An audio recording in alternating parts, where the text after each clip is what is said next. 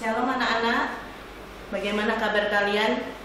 Hari ini kita akan memulai pelajaran kita melanjutkan dari pelajaran yang lalu. Hari ini pelajaran kita adalah epicentrum gempa.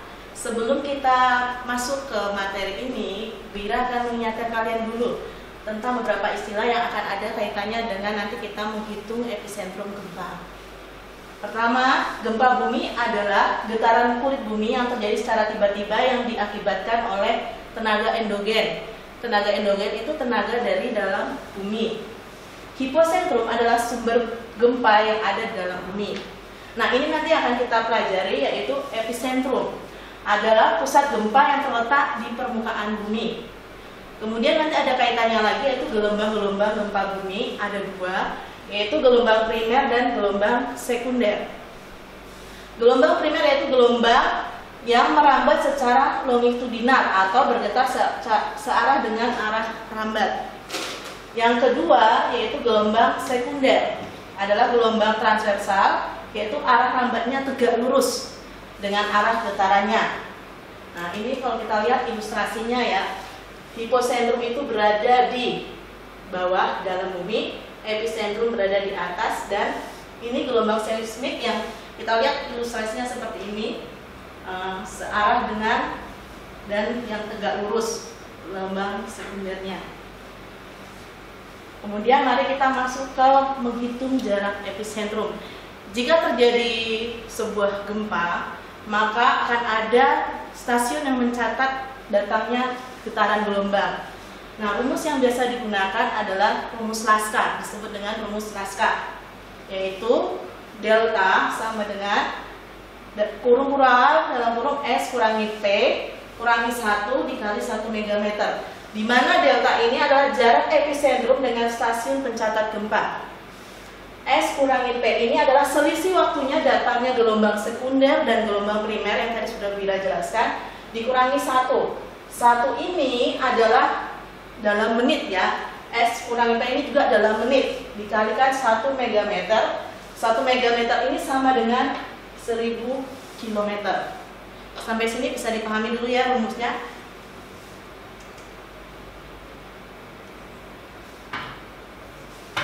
Kemudian ada contoh soal. Jadi ketika kita menghitung epicentrum gempa, jarak epicentrum gempa dengan stasiun pencatat, minimal harus ada 3 buah stasiun gempa yang mencatat kedatangan getaran gelombang primer dan sekunder. Jadi ini contoh yang terjadi, gempa yang terjadi di Pulau Sumatera. Jadi diketahui di sini gelombang primer dan gelombang sekunder dicatat oleh 3 stasiun gempa yang berada pada kota Banda Aceh, kota Lok Semawe, dan kota Padang. Kalau kita lihat ini di jam-jam sekian ya.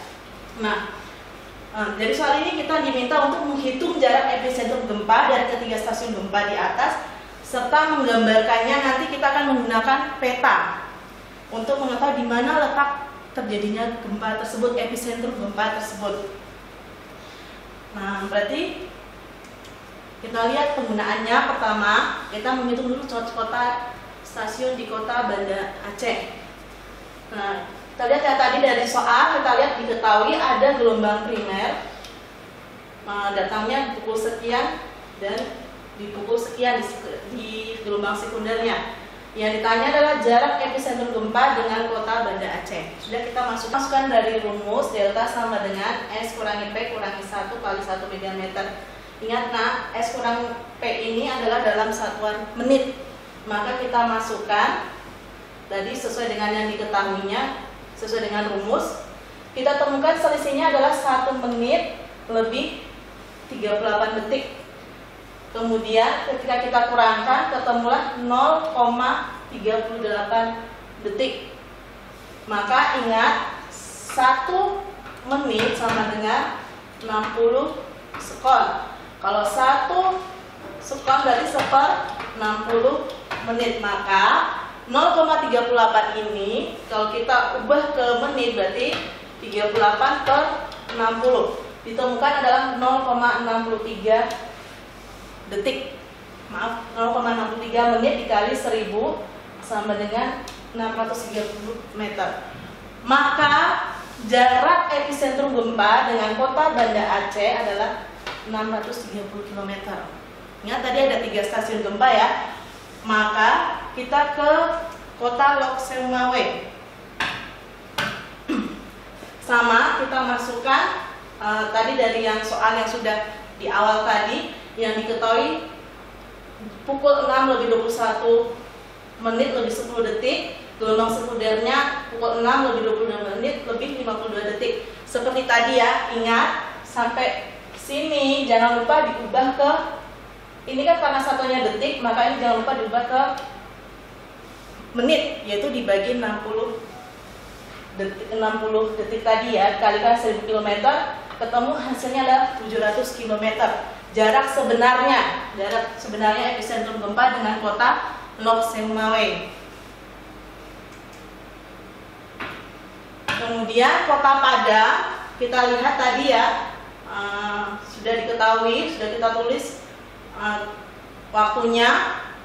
Lalu sama kita masukkan juga ke dalam rumusnya. Kita temukan selisihnya waktunya adalah 0 menit lebih 54 detik. Jangan lupa diubah ke menit, detiknya tadi. Berarti diketemukan adalah 0,99 menit dikalikan 1000, maka ini adalah 900 km. Ini jarak sebenarnya. Bagaimana kita mau mengetahui letak dari epicentrum gempa ini? Maka yang kita gunakan adalah peta ya. Pada peta kita lihat Pulau Sumatera. Pulau Sumatera, kita ambil peta, buka Pulau Sumatera. Dan berarti kalau kita melihat pada peta, kita menggunakan rumus jarak pada peta. Masih ingat ya ini? Sepertinya ini sudah juga dibahas di pelajaran matematika ataupun waktu kalian masih SD.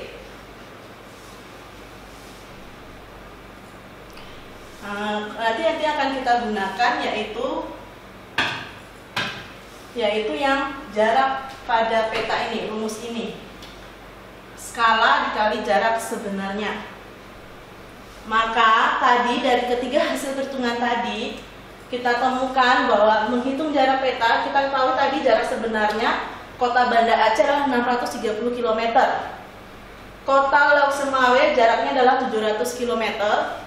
Dan kota epicentrum gempa dengan kota Padang adalah 900 km. Gimana? Berapa jarak pada petanya? Maka kita masuk ke rumus, yaitu jarak pada peta sama dengan skala pada peta dikali jarak sebenarnya. Skala yang beliau gunakan pada peta, nanti kalau kalian bisa lihat juga di peta kalian masing-masing, adalah perbandingannya 1:9 juta. Ini dalam satuan sentimeter. Sedangkan ini dalam satuan kilometer. Maka kita ubah dulu ke satuannya, yaitu sentimeter. Berarti ditemukan adalah 63 juta sentimeter. Ketika ini dibagi, ditemukan bahwa ini adalah jarak pada peta adalah 7 cm. Sama halnya dengan Lok Seumawe, kita gunakan rumus yang sama, 700 km tadi ya. Nah, ketika perbandingannya juga sama, yaitu 1:9 juta, maka ini pun diubah ke sentimeter. Ditemukan adalah 7,8 cm. Lalu kota Padang. Kota Padang pun kita lihat jarak sebenarnya adalah 900 km. Maka ketika kita hitung, kita akan menemukan jaraknya adalah 10 cm. Ya, seperti itu. Maka nanti pada peta yang akan kita amati, kita akan membuat lingkaran. Pertemuannya ini akan disebut dengan terjadinya epicentrum gempa ini. Kalau kita gambarkan pada peta, hasilnya seperti ini. Jadi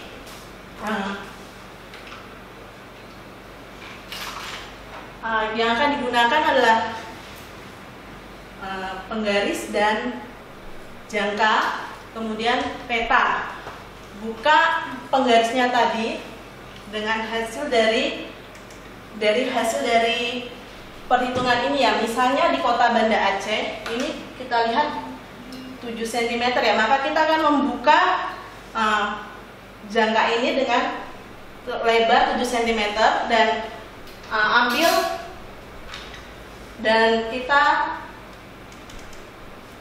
letakkan jarum dari ini di kota-kota yang misalnya Banda Aceh. Kita putar dan kita akan ketemukan perputarannya itu, pertemuannya tuh di sekitar laut Indonesia.